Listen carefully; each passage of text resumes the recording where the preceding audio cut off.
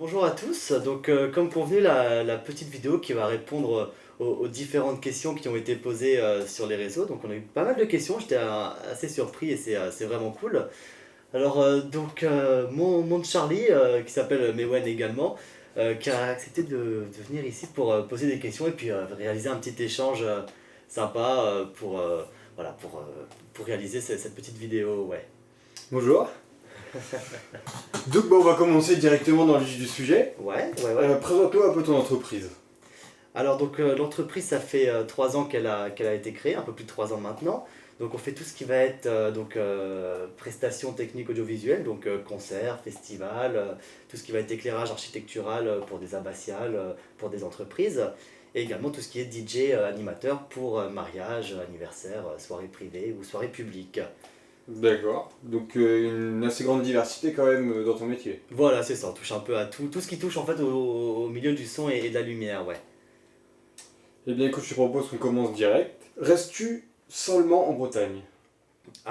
Pour les prestations mariage, ouais, là c'est principalement sur toute la Bretagne, beaucoup dans le Morbihan notamment, mais voilà, tous les déplacements s'effectuent en Bretagne. Sinon, pour tout ce qui va être tournage pour France Télévisions, France 3 ou toutes ces choses-là, là c'est un peu dans toute la France, là où il y a des besoins, ouais.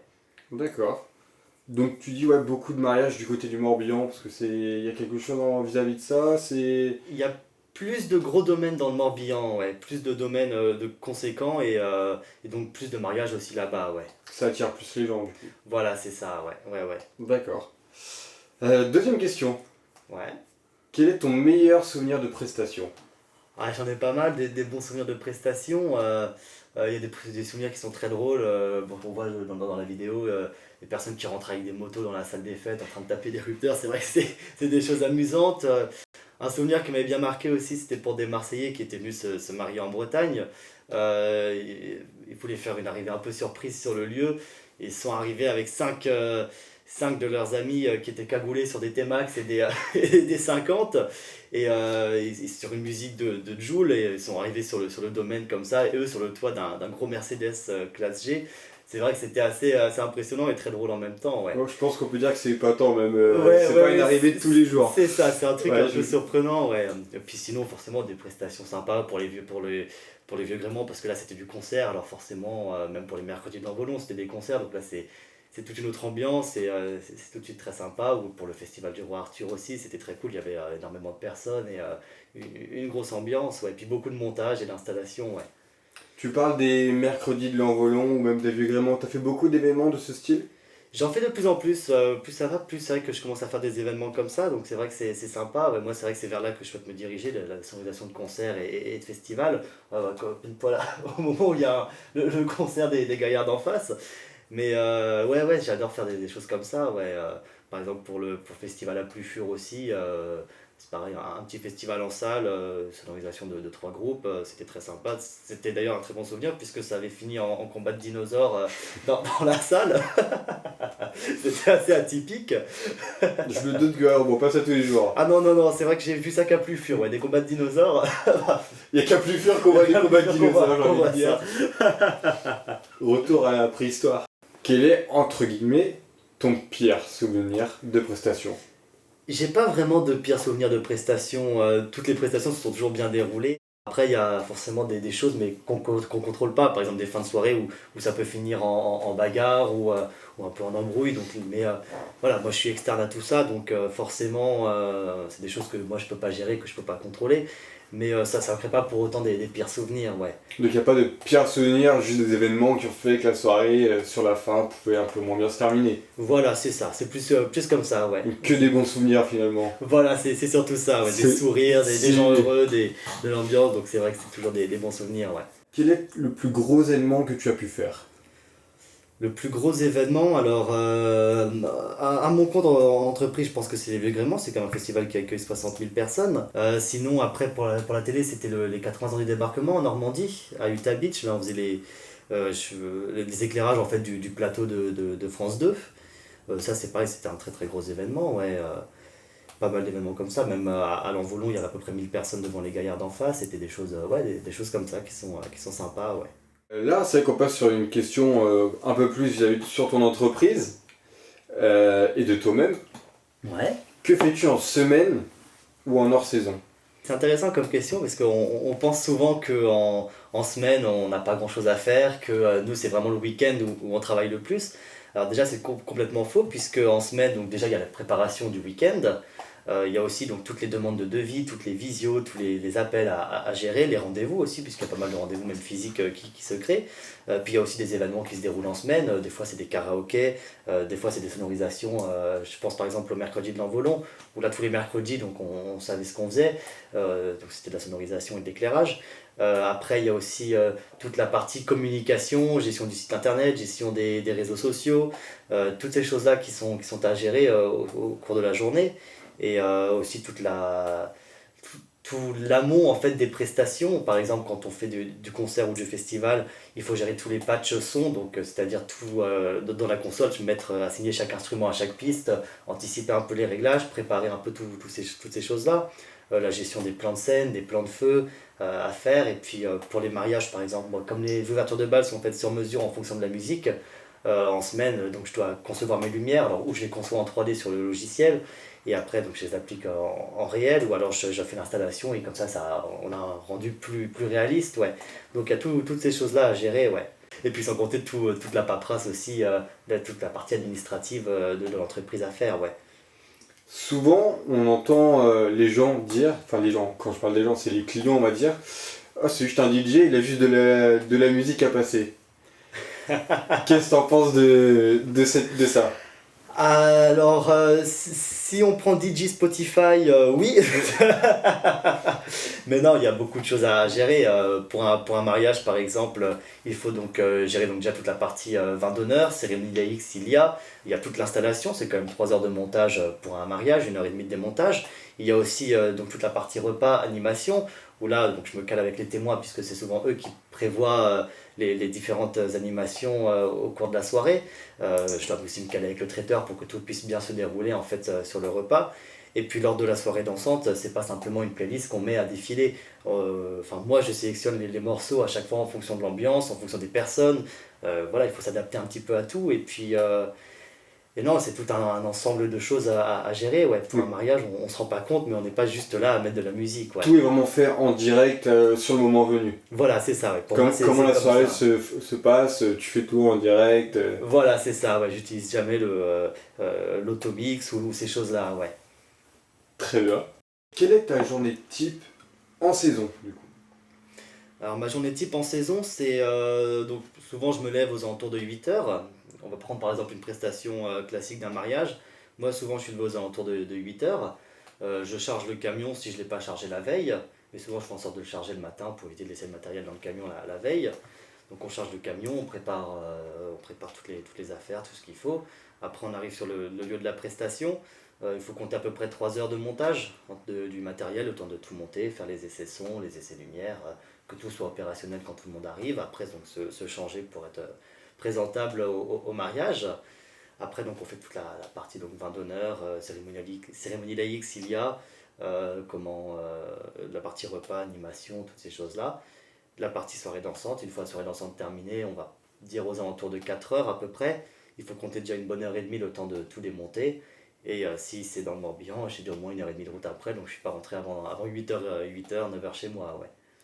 D'accord. Est-ce que sur des événements de ce type, par exemple mariage, tu es tout seul ou des fois tu es accompagné Je suis principalement tout seul, sauf s'il y a des gros besoins pour des choses externes, des éclairages à mettre en plus ou des choses à gérer en fait derrière. Tout seul, c'est compliqué de gérer, ouais. où le temps est un peu imparti et du coup il faut Voilà, de la main d'œuvre, si on peut dire, en plus, voilà, c'est ça. pour Ouais. essayer d'être dans les clous. C'est ça, voilà, exactement, ouais. D'accord. Ce n'est pas compliqué d'avoir une vie de famille avec ce métier. Non, je pense que tout est une question d'organisation. Il y a beaucoup de métiers où ça va travailler le week-end ou en semaine ou à des jours aléatoires. Par exemple, être soignant ou infirmier, ça peut être un week-end sur deux, ça peut être en semaine un peu aléatoirement. Le tout, c'est de savoir s'organiser, gérer, et puis tout se déroule plutôt bien, ouais. Donc ça n'impacte pas la vie de famille en soi, il faut juste être organisé dans sa Voilà, vie. c'est ça, ouais. Il n'y a pas de, normalement, y a pas de problème pour avoir une vie de famille, ouais. Là, c'est vrai que c'est assez personnel comme question, mais je pense que tout le monde se la pose. Qu'est-ce que tu écoutes comme musique? Alors moi j'écoute de tout, c'est assez varié. Tu peux me voir autant écouter du Cabrel, du Stéphane Echer ou même de la vieille variété française, années 70, 80, 90, que tu peux me voir écouter du Nino, du Jul, des choses comme ça, puis après repasser sur du rock, du Led Zeppelin, du Guns N' Roses. Voilà, moi j'écoute vraiment de tout, j'écoute moins de choses, hein, on va dire techno ou comment rock hardcore, mais moi j'écoute vraiment de tout, je suis un peu ouvert à tous les styles et puis je pense qu'il faut de tous les cas avoir une bonne culture musicale de par mon métier et puis comme j'aime beaucoup la musique. Je pense que c'est la base du métier, la musique, ouais. Exactement, ouais, ouais, ouais. Ouais, donc c'est vrai que tu n'as pas de mal avec des styles de musique. T'es quand même assez. Tu diffères tous tes styles au quotidien. Voilà, c'est ça, moi j'écoute vraiment de tout et puis ça me va, ouais. Alors là, on est sur une question qui est plus dirigée vers les professionnels quand même. Ouais. Quel matériel utilises-tu? J'utilise. Alors, c'est pareil, ça va dépendre des événements. Il faut savoir que pour le son, peu importe l'événement, moi je suis uniquement en Electro Voice. Donc, j'ai de la grosse façade en ETX 35P, ETX 18SP, donc des gros, du plus gros son pour les concerts, choses comme ça. Pour les mariages, là c'est pareil, j'ai sur des questions de base 18 pouces de chez Electro Voice avec des têtes de voix. J'ai aussi 6 ZX 15BT qui me permettent en retour de scène ou aussi pour les petits événements de placer ça. Et sinon, bah, des systèmes sur batterie chez Electro Voice aussi, de Verse 12. Pour le son, je suis vraiment uniquement Electro Voice, puisque c'est des systèmes qui fonctionnent bien entre eux. Après, pour les consoles, moi j'utilise beaucoup Midas, donc j'ai de la M32, de la MR12, voilà, c'est des bonnes consoles. Sinon, pour la partie lumière, là, j'utilise, on va dire, beaucoup de projecteurs asservis. Donc des lyres 180 watts hybrides, des plus wash aussi. Sinon j'ai pas mal de powerwash, de Barley, des choses comme ça. Pour les consoles light, j'ai de la DG-Link, j'ai de la, comment ça s'appelle, du Das Lite, voilà, toutes ces choses-là. Pareil en micro, du Shure, du Sennheiser, du Beyer, voilà, en fonction des besoins et puis de ce qu'il y a à sonoriser en fait et à reprendre, ouais. Donc pour tout ce qui est lumière, on peut avoir différentes marques, ce n'est pas Voilà. dérangeant. Voilà, c'est ça pour les lumières. Voilà, quand tu prends un projecteur, tu fais en sorte d'une gamme, tu prends tous les mêmes, forcément. Mais voilà, là, tu peux avoir différentes marques en fonction de chacun des projecteurs et de la spécificité de chaque marque, ouais. Mais c'est vrai que pour le son, je reste vraiment sur Electro Voice, Midas. Là, j'ai bientôt une autre console qui arrive, une Performer 3 de chez Soundcraft, qui est aussi une très bonne console, ouais. D'accord. Bien écoute, c'est plutôt intéressant. Je Ouais. pense pour en tout cas tous les professionnels qui peuvent regarder. Alors, est-ce que ton travail est un milieu où il y a beaucoup de concurrence? Alors c'est une bonne question. Alors c'est un milieu assez concurrentiel effectivement. Après comme je dis quand on est professionnel des fois on se retrouve à bosser avec d'autres professionnels mais c'est pas de la mauvaise concurrence si tu veux. On fait en sorte de travailler ensemble.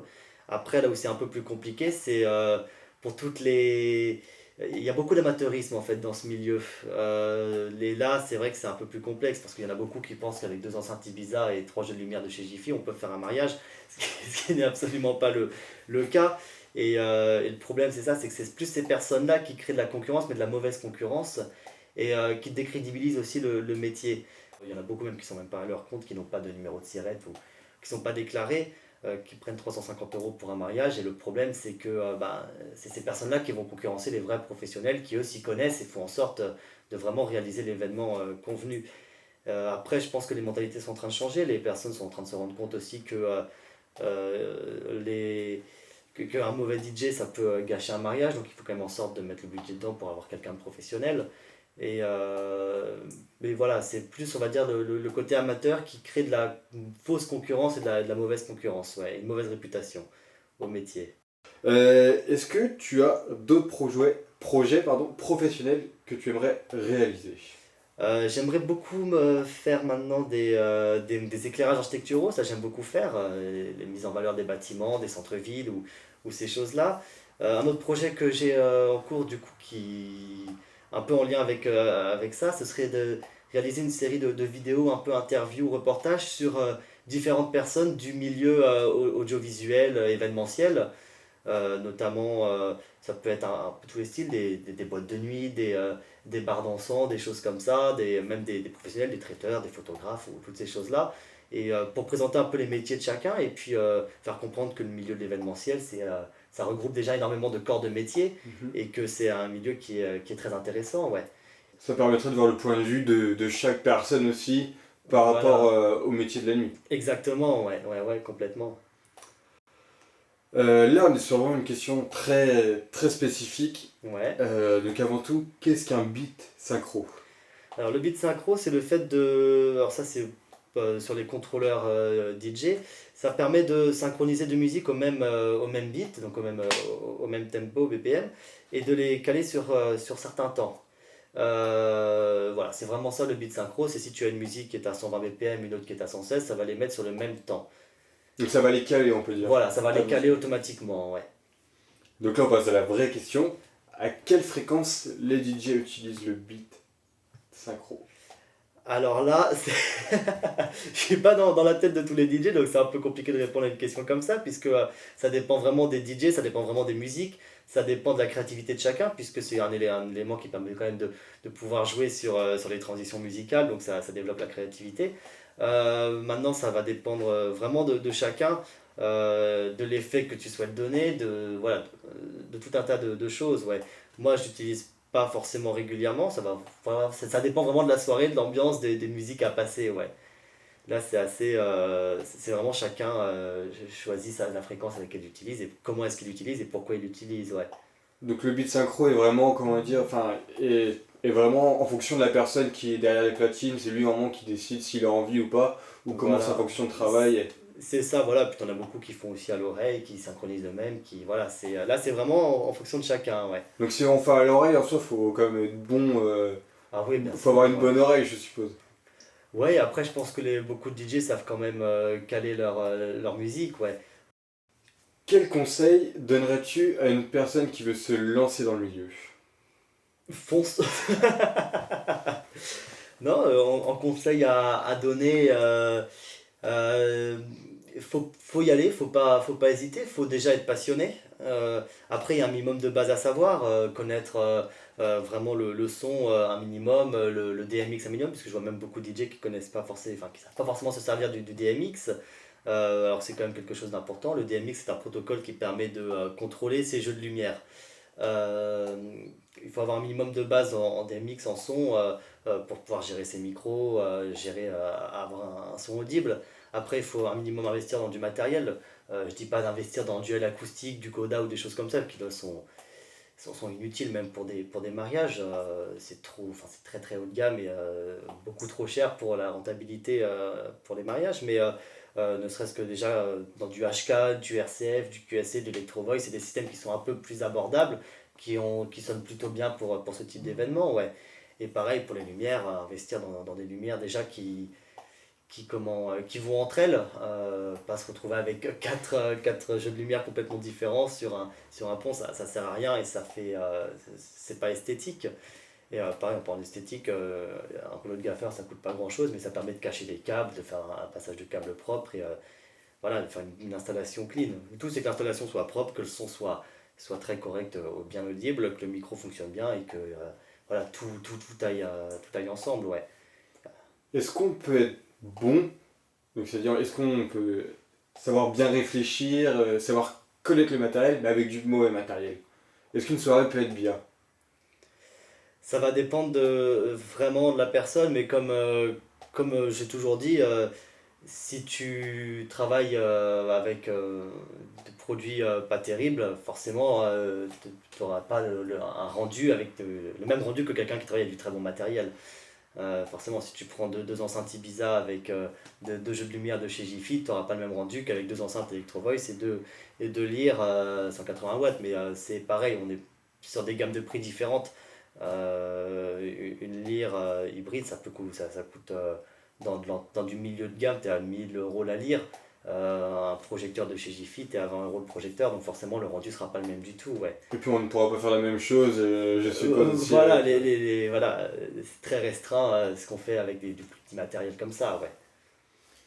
J'ai une dernière question Ouais, qui te concerne plus toi personnellement. ouais. D'où t'es venue l'envie de faire ce métier? J'ai toujours été passionné par les métiers du son et de la lumière depuis tout petit. J'ai attendu que le Covid passe et puis là je me suis dit bah c'est bon, il faut y aller. J'avais travaillé pas mal pour acheter mon matériel et partir avec de bonnes bases. Mais vraiment voilà, ça a toujours été une passion depuis tout petit, baigné dedans et puis voilà. Et puis l'envie de faire ce qu'on aime, ouais. Donc c'est vraiment un rêve depuis tout petit, quoi. Voilà, un rêve de gosse comme on dit. Eh bien écoute, je n'ai plus de questions pour toi malheureusement. Ouais, Mais je te très remercie bien. d'y avoir répondu et de nous avoir appris plein de bonnes choses. Bah, je t'en prie, je te remercie toi d'être venu, c'est sympa. Et Avec puis plaisir. merci à tous ceux qui sont restés jusqu'à la fin. Et bien sûr, si jamais il y a d'autres questions que vous avez à poser, ou voilà, n'hésitez pas à envoyer dans les demandes ou en commentaire. Je fais en sorte toujours de répondre à tout ça. Et puis voilà, faut vraiment pas hésiter s'il y a quoi que ce soit.